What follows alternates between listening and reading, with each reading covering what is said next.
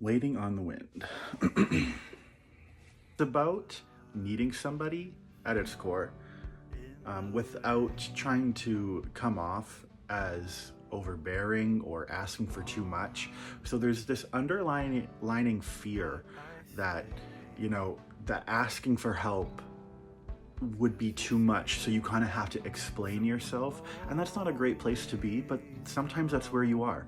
Sometimes we carry guilt with us from whatever that makes us feel like we have to explain why we need a hand. In the pre-chorus, I say, I'm waiting on the wind to save me, but I know it's not enough. So there's that acknowledgement, right? Like, hey, I need a hand, I'll do the rest. Like, I know that you can't cure me, that you can't fix all my problems, and I'm not expecting you to. The verses are kind of more descriptive, so they lay out the scene, basically saying, this is where I am, this is how I'm doing. So it says, like, hours in the rain, have I lost my sight? Just very much like, where am I? Literally in the song, I say, where am I? So very much that.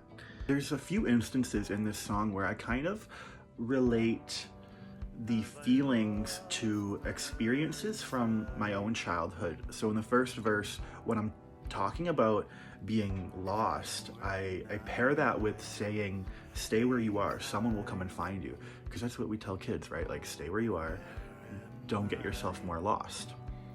In the post-chorus, it also calls back to that feeling too, of let me wait to hear the whistle, let me wait to hear my cue, almost like, where am I supposed to go?